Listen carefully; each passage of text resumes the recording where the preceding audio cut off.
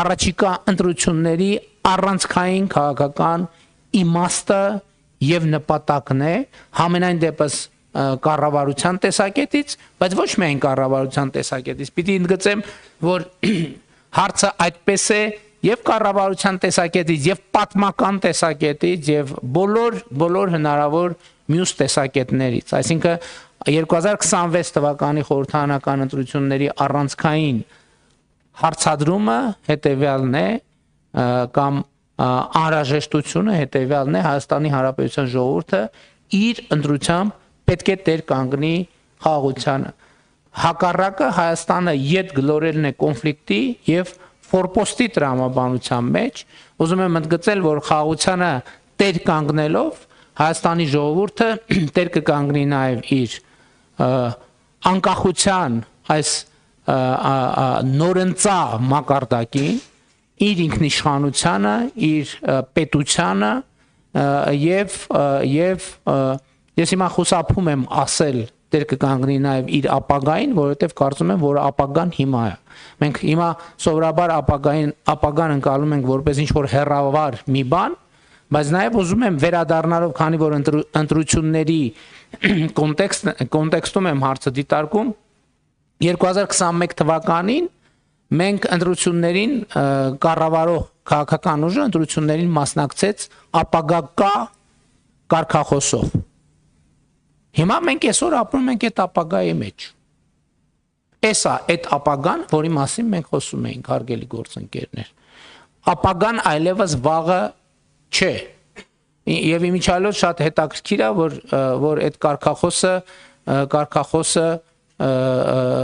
երևի ինտուիտիվ ճիշտ է ձևակերպվել։ Կարգախոսը նրա մասին չէր, որ ապագա լինելու է։ Ապագա կա եւ ապագան կա այն ժամանակ ինչ որ իմաստով սպասվող այսօր ներկա, այսինքն ապագան այսօր է եւ շատ կարեւոր եմ համարում որ մենք ապագայի հետ կապված մեր ընկալումները փոխենք որ եւ հասկանանք որ ապագան այլևս հեռավոր որոշակի կասկածելի երևույթ չի ապագան մեր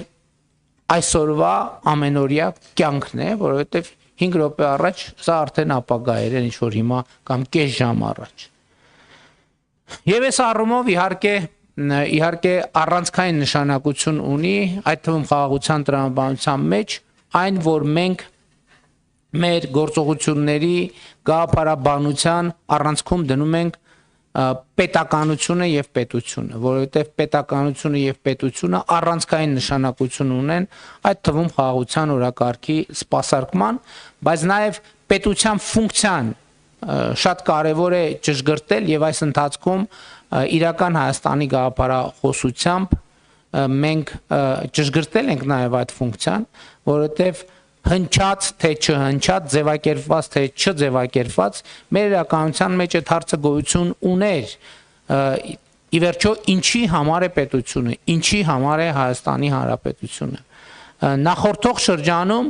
ձևակերպված թե չձևակերպված, գիտակցված թե չգիտակցված, ըստ էության մենք առաջնորդվել ենք այն տրամաբանությամբ, որ Հայաստանի Հանրապետությունը հենման կետ է բնույթով այլ պետություն ունենալու համար։ Իրական Հայաստանի գաղափարախոսությունը ասում է, որ Հայաստանի Հանրապետությունը ըստ էության իր միջազգայինորեն ճանաչված տարածքով ինքնաբավ է այդ առումով եւ նրա խնդիրը սեփական քաղաքացիների անվտանգությունը, բարեկեցությունը եւ երջանկությունը ապահովելն է։ Եվ մեր բոլոր ռազմավարությունները ներառյալ անվտանգային, պաշտպանական